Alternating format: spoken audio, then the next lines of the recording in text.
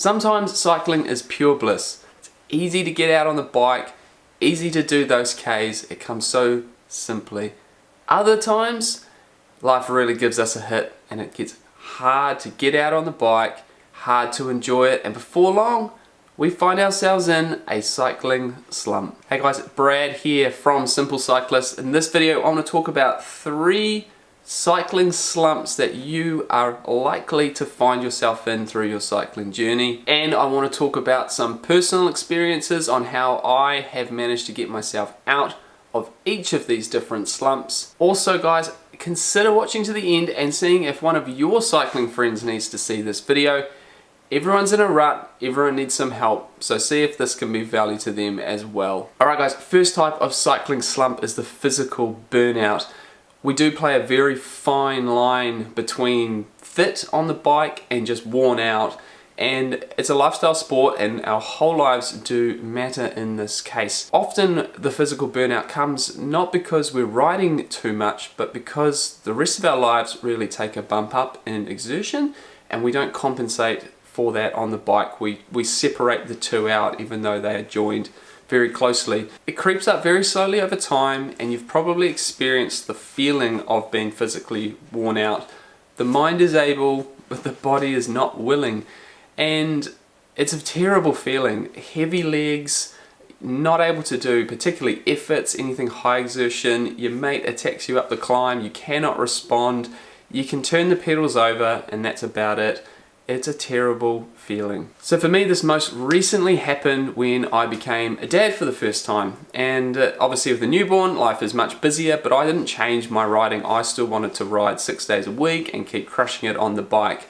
And obviously halfway through the first summer, I really started to struggle, felt really drained. And that physical burnout really crept in. So the fix here is twofold.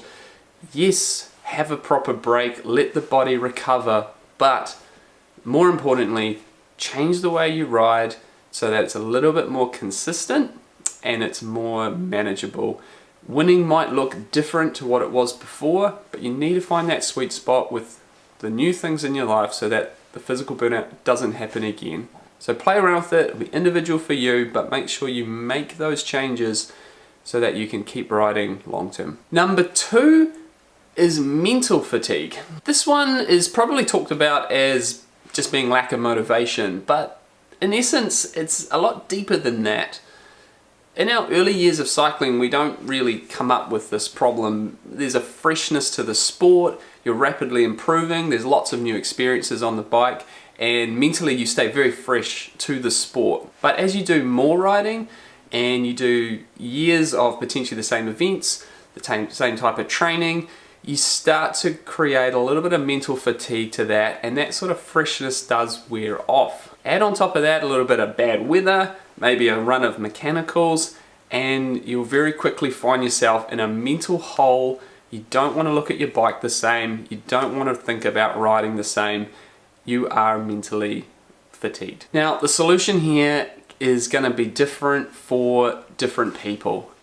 Depending on what sort of mental hole you find yourself in will obviously depend on the solution. So the quick fix of mental fatigue is simply to mix up your riding. Maybe you need to do another event, maybe you need to pick up another bike and try another discipline of riding. However, long term, I truly feel that you need to find that certain thing in your riding that's going to give you long-term mental freshness, and often it's about other people. For me personally, that long-term freshness is about this channel, it's about the ride leading that I do, and even though I do the same sort of riding as I have done over the last few years, I'm more motivated than ever because I'm helping other people, and I can definitely see this being that mental freshness for a long time to come. So try something for yourself, something that is often giving back, but something that will just, you can see yourself doing long term, that's going to keep you on the bike and keep you mentally motivated. Okay guys, and number 3, life just throws it at you. This is the most recent one for me. Life can absolutely throw it at you from all sides. For me, that was my 6-week-old requiring heart surgery, and as you can imagine, life just stopped. No bike riding, nothing normal going on. So this will be different for everyone depending on the situation, but there's no doubt that these major life events are gonna throw spanners in the works for your bike riding, and you'll very quickly find yourself in a hole. Now, the solution to coming out of this sort of cycling slump is a lot of patience. Take your time and make sure everybody around you is going well, that everyone is ready for you to get back on your bike. Potentially people need you longer than you expect. And also, don't rush back into training. Don't sign up for events straight away. Ease back into it and just start enjoying the bike. The goals will come back. The motivation to train hard will come back. But just remember that you being back on your bike is a huge win after such big events in your life. So celebrate that and be patient. It will come back soon.